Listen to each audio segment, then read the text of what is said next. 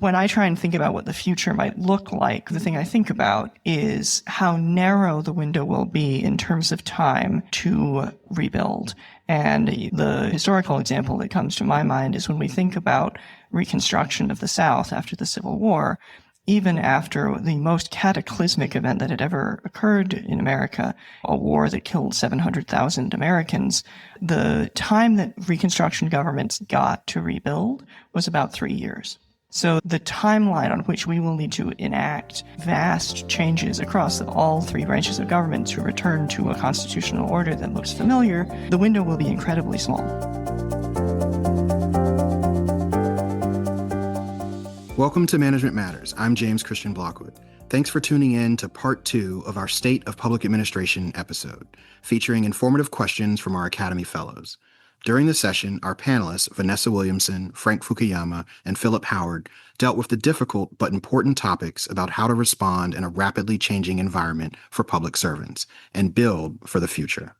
We have over 1,000 fellows, and I know we have some that are here with us, so I'd be remiss not to ask for them to share their expertise and be able to ask questions of you all. Why don't we turn to the audience and see if we have any questions? And we already have an eager hand before I finished the question of asking you all. Why don't we turn to you and allow you all to ask your question? Thank you. Hi, I'm Katie Kale. I'm the former Deputy Administrator of GSA. And a lot of the things that you've been talking about is exactly what GSA was doing. Bringing in technologists for short periods of time straight from Silicon Valley, thinking about different ways to do procurement in a agile way, lean way, however you want to talk about it, and also working with OPM on how we can do bulk hiring and hiring for exactly what we need. I know from talking to people at different agencies, a lot of that is gone. Part of the problem that we had when I was there in previous years is when you talk about accountability is that kind of like inside government accountability, especially around technology, where I love all of our IGs here, but sometimes they don't understand the new technology we're trying to use. I love OMB, but sometimes they're putting constraints on us. And our friends, of course, up on the Hill. And so what I'm worried about is when we get past this and we're able to go back into some of these things that we've talked about in the new and the next thing, how can we build a kind of coalition of the willing where making, like, trying things, doing pilots, not necessarily move fast and break things. I don't think that's appropriate in government, but it's okay to try new things. And if they don't succeed, you don't have to go before Congress or have a year-long process with your inspector general. So I'm curious about how you think about how we can build that coalition. The Army did something like that in the decades after Vietnam. They did a big review of their training. It was done by TRADOC, their Training and Doctrine Command. One of the concepts that they began to teach in their academies is what they called freedom to fail. That is to say, even ex post, you cannot blame a younger officer for having taken a risk that was justified, but it didn't work out, right? And that's something that the government, other civilian agencies really have problems with. There's no such thing as a doctrine of freedom to fail where you're taking a reasonable risk because technology is moving very quickly. You don't know what the outcome is going to be. And I think that if you can somehow train the people in the agencies that there is actually an acceptable, reasonable level of risk that you are going to want your people to be able to take and not have such strict accountability mechanisms where you can actually make a judgment. Did this person, okay, it failed, the experiment failed, but was it a reasonable risk at the time to have taken?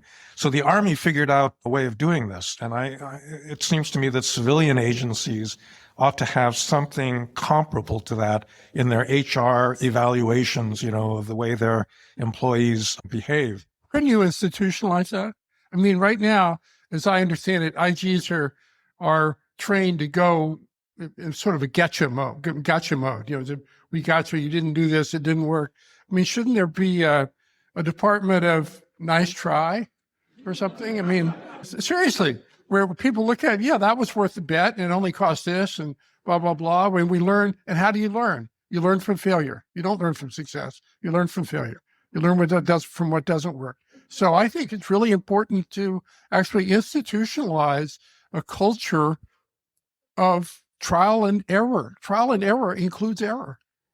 Hi, I'm Kathy Miller. I'm the former Deputy Undersecretary of Defense for Comptroller. I want to kind of reorient the conversation a little bit by talking about the source of anger at the citizen level about government. It seems to me that's based on people's expectation of the quality of life they would like to live and the perceived individual freedom to pursue that quality of life. However, today they see expenses going up, not keeping pace with income, and that includes the taxes that are used to support the endeavors that we all talk about today. So economic conditions can be key to relieving the anger that we feel from our citizenry. I'm wondering how public administration could actually focus on alleviating some of the economic conditions that our citizens are experiencing today, and how do we bring greater value to that citizenry through the service that we offer? Overall, the red tape state, we spend 30% of the healthcare dollar. That's $1.5 trillion on administration. That's over $1 million per doctor. $40,000 we spend in healthcare for each American family. What should it cost for the same quality? Maybe half that? Overhaul it, and that requires, among other things, overhauling CMS and the reimbursement systems and, how people get paid. There's so many aspects. I mean, the only reason we have this, tolerate the inefficiencies that we built up over the last, decades, is because our country's so rich. We've been able to avoid the hard choices and the anger of changing the way people do things. And I think we're coming to a point where we need to address those issues. What I would say is that I think it's important to recognize the breadth of causes of frustration, right? And so certainly it's the case that, for example, elected officials tend to be punished for bad economies. That's certainly true, although it's less true than it used to be. But I think that when the situation we find ourselves in now is not simply a result of people responding to conditions on the ground. It is a result of a very long-standing move to ideological extremes that included a persistent attack on the idea that government can work. And those concerns were, as I think this year has demonstrated quite clearly, were often wholly disconnected from the reality of what government did. I think one of the sort of strange effects of the politics of this year is that the value that government provides to citizens became much more visible to many more people. I mean, you can take an example of the Bureau of Labor Statistics, which is, I work at the Brookings Institution, very high level of familiarity with those data, but the number of people who, from all the rest of my life, and I'm sure all the rest of your lives as well, who suddenly knew something about what on earth BLS does was really startling. So I think that, I think we're seeing this in the sciences as well. So I think that, yes, there are many ways that the government writ large, here I'm including elected officials and not particularly public administration, have not delivered on economic results for people, and conditions have gotten much harder for average Americans. But I think that when we're talking about what led to the level of sort of anger and partisanship in our politics today, I think that's actually largely driven by other factors, and we need to be clear-eyed about those problems, because addressing the underlying economic conditions will not address the ideological extremism, because that is often untethered from fact. And that is part of the problem. Yeah, no, I agree with that. The internet is really at the source of a lot of that anger. Philip and I have been very interested in the problem of public infrastructure in the United States. If you go to China, even in poor provinces where you still have a lot of economic inequality, people are still very proud of the fact that they've got a high-speed rail station or line going through their neck of China. And that's one of the big failures of government, that we don't build stuff anymore. The California high-speed rail that I'm still waiting for. I had to fly down to Los Angeles earlier this week or last week. It's a big pain. And if you could actually accomplish things that are visible, publicly visible, that are the result of public investment, and you could do it quickly and effectively in a way that actually benefited people. Or if a lot of blue states could build housing, adequate housing, and actually make it more affordable for young couples, to buy their first house, I think that kind of demonstration of government effectiveness would be very, very powerful politically. I just want to emphasize, though, doing what Frank says requires rebooting this system. It's not a question of reform. You could go in and prune the jungle, and what's left, you could prune 90% of it. And the way it's been written is that the remaining 10% is mandatory, and somebody will sue claiming they didn't have adequate hearings for the Native American tribe, and it'll get held up for another couple of years or whatever. And I have in-laws in the Central Valley of California. It's hysterical. It's like you're going down the Appian Way. There are these huge concrete things that have been built for, I think, billions of dollars so far, going nowhere. And with no prospect they'll ever go anywhere. And they're sitting in the middle of almond groves. Whereas you go to China, it's announced and done in a matter of 2 or 3 years. I think we need a reboot narrative, not a reform narrative, but a reboot to make it work narrative, not to get rid of government, but to make government work better.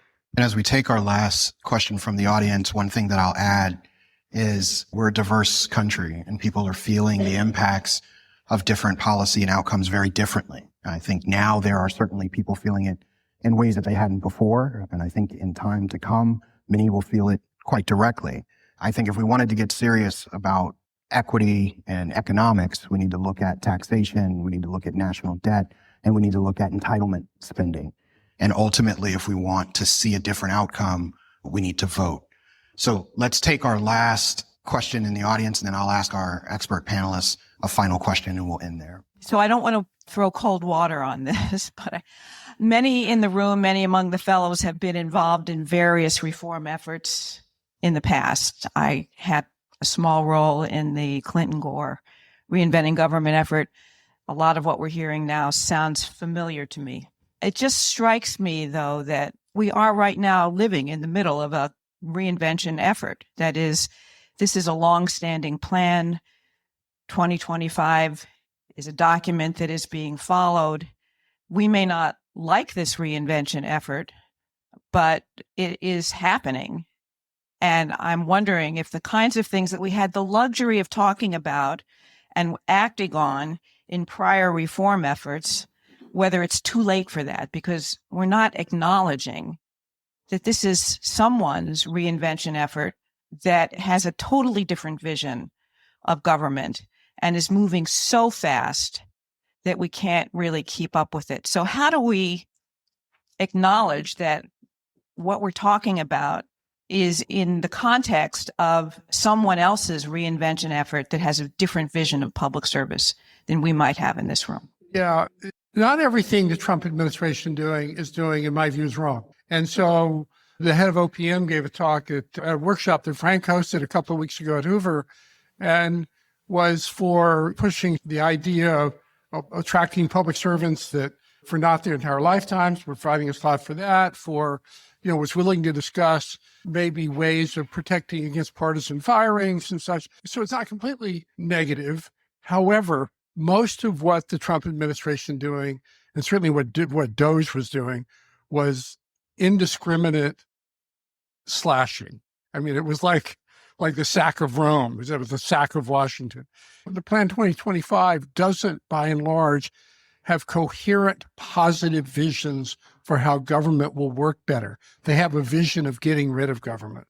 So I think that the opportunity here is to fill that vacuum. Yeah, I'll just add one thing. I think that, when we think about the amount of damage that's been done this year and the sort of reinvention of government, I think your phrase is exactly right, but it's important to recognize that it's not just the reinvention of our agencies, it is the reinvention of all branches of the government in some sense, right? It is a direct challenge on the constitutional order and the role of the Congress. It is a change in the role of the Supreme Court.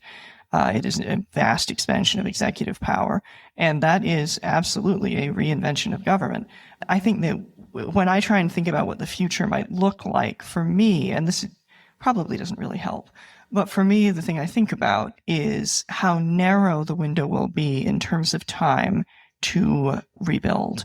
And the sort of historical example that comes to my mind is when we think about Reconstruction of the South after the Civil War. Even after the most cataclysmic event that had ever occurred in America, even after, a war that killed 700,000 Americans, the time that Reconstruction governments got to rebuild was about 3 years. So the timeline on which we will need to enact really vast changes across the public sector, but also across all three branches of government to return to a constitutional order that looks familiar, the window will be incredibly small. Part of this conference is to unleash and empower the expertise, experience, and wisdom of those that are attending and those that have been in positions within public administration and know how to make it better. Last question to each of you. What advice do you have for our conference participants that'll be joining panel discussions and doing interactive sessions with one another on what their responsibility is, what the opportunity is to help be a part of that reshaping and revisioning? And we'll start with you, Vanessa, and then go right down to you, Frank, and then end with you, Philip. I don't know. I'm in a position to offer advice. I just offer encouragement, I would say. I mean, you're doing the work that needs doing, and I'm so glad to have gotten to be a part of it. And I mean, above all of this is a moment for the biggest thoughts you can have. And so I'm glad you're here to have them. I think that everybody needs to think ahead. I think that this whole Trump effort is not obviously going to succeed, and it may collapse, catastrophically, but it does potentially open a window of opportunity for actually fixing things that were simply not possible in, the nature of executive authority for the next president. Hopefully, somebody that actually wants to make government work more effectively. That authority is going to be much, much greater than it was under, past several presidents. And so I think people need to anticipate a future in which really positive change can actually be accomplished. I'd like to add to that, I subscribe to that, is we tend to look at the systems we've all spent our lives working in as a state of nature. It's a Himalayan range. This is the way the Administrative Procedure Act works, and this is the way decisions are made and such. Unassume those. Think about what would be practical. And my little non-for-profit, commongood.org, our only focus is what are the legal structures that allow people to make sense of their life. So if we can be helpful in helping you think through what those structures are, call us up. That's what we're interested in doing. We're not experts, as Frank will attest, in anything, but we have thought a lot about human initiative and what the legal frameworks are that allow that. So be bold. Our country is by no means perfect, but for the last 250 years, it has served us well, and we have an opportunity to help shape it for the next 250 years, which includes finding a way to help the current administration, the next administration, and all administrations to be successful, because this we cannot fail at. Thank you to our expert panelists for joining us today.